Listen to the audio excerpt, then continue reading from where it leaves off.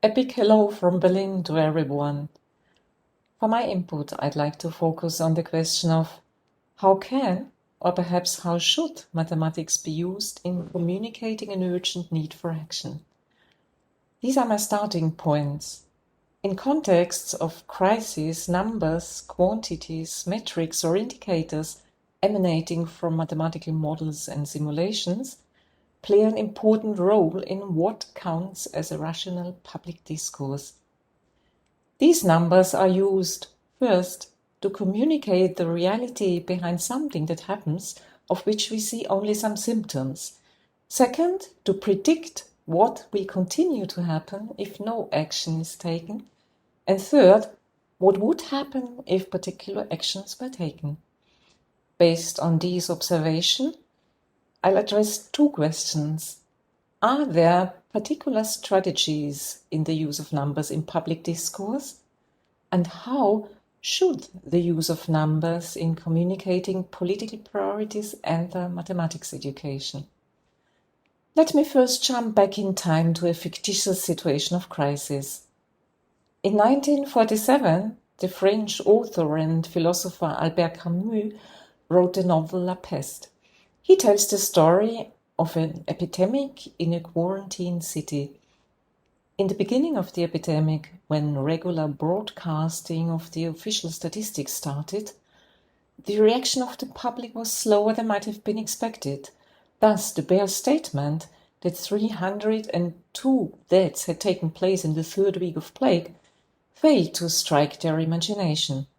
A new phase of the epidemic was ushered in when the radio announced no longer weekly totals, but deaths in a day.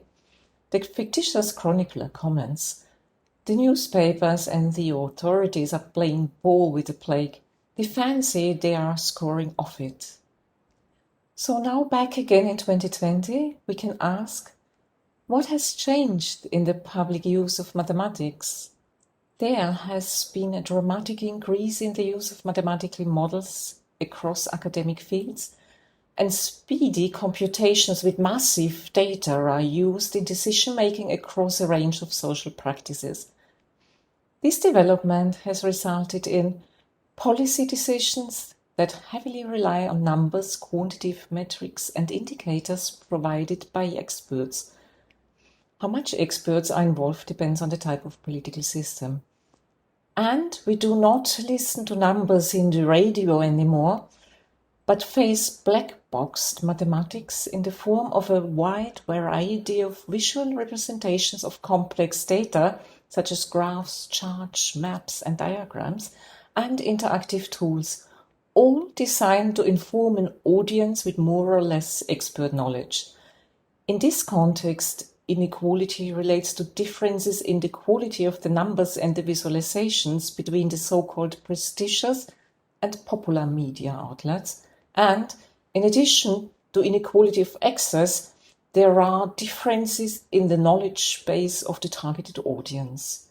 As an example, I'd like to look at the public discourse in Germany during the first epidemic wave of COVID-19 in 2020, with its peak in early April.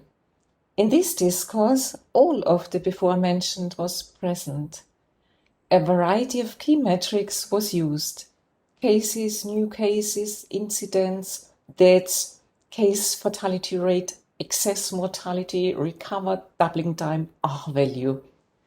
It started with quite simple metrics, and then the range increased and the measures became more complex and so also more difficult to interpret. But how then were these metrics used? In a systematic study, we identified different strategies of using numbers to communicate an urgent need for action and to defend the rules and regulations directed to contain the spread of the virus.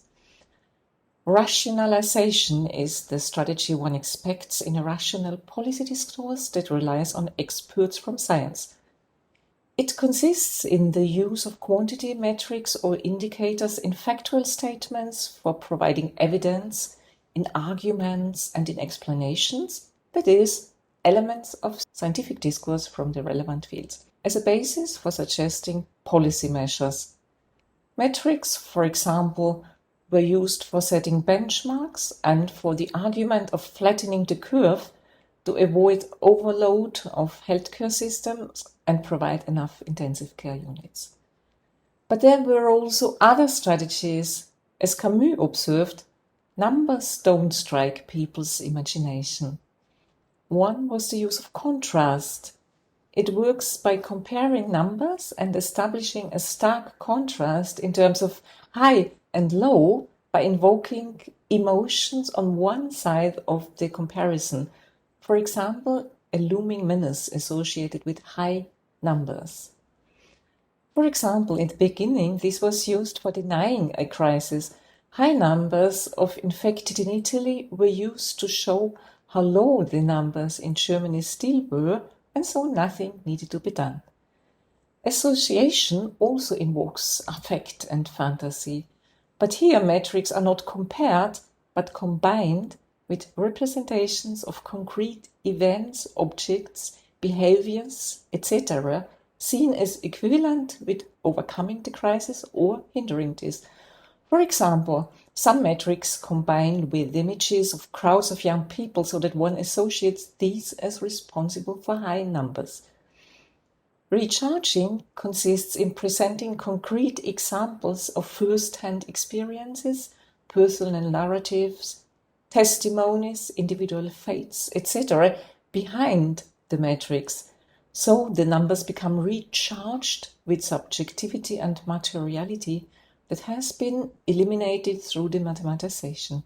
Similar use of mathematics is made in public discourse in other contexts that heavily rely on complex data, such as in policy fields that relate to the Sustainable Development Goals. There are some examples. First, this one is about global urbanization. The aim is to show the scales of urban change from 1985 to 2015. What I want to point out here is that such visualizations are based on complex data that would be impossible to communicate in any other way. The topic certainly relates to Goal 11 on sustainable cities and communities. Second, this example is from the public website of the German Aerospace Center. It shows a complex visualization of the corona effect on air quality. This effect refers to the reduction in air pollution as an outcome of lockdown measures in 2020 as compared to 2019. There has been a dispute whether this is only a weather effect or really due to the reduced traffic and industrial activities during the lockdown.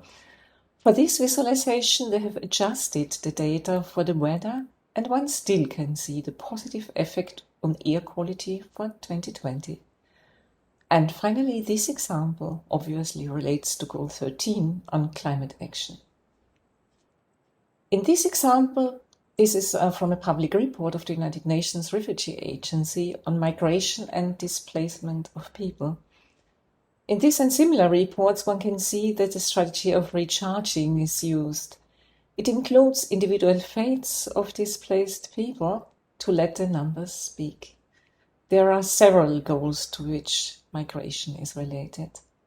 To summarize, in all my examples, the underlying mathematical models originate from academic contexts.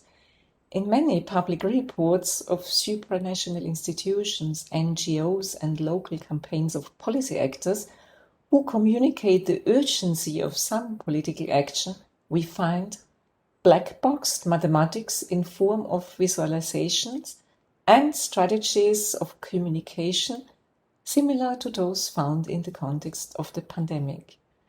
These are necessary when the data are too complex and also because numbers never speak for themselves. So there are important questions to be asked in mathematics education as research and as practice. Question 1. If more locally relevant topics related to sustainable development goals are included in the teaching of mathematical modeling and statistics, how can we find a balance between simplifying the socio-political complexity of the problems and focusing on mathematically important issues? Question 2. Where is the space in the curriculum for dealing with black-boxed mathematics in the form of visualizations? Question 3. Shall mathematics still be taught as neutral tool and mathematics educators try to avoid appealing to affect, emotion or fantasy? Or shall we include discussions of strategies and the art of using numbers for getting a political message across? Thank you.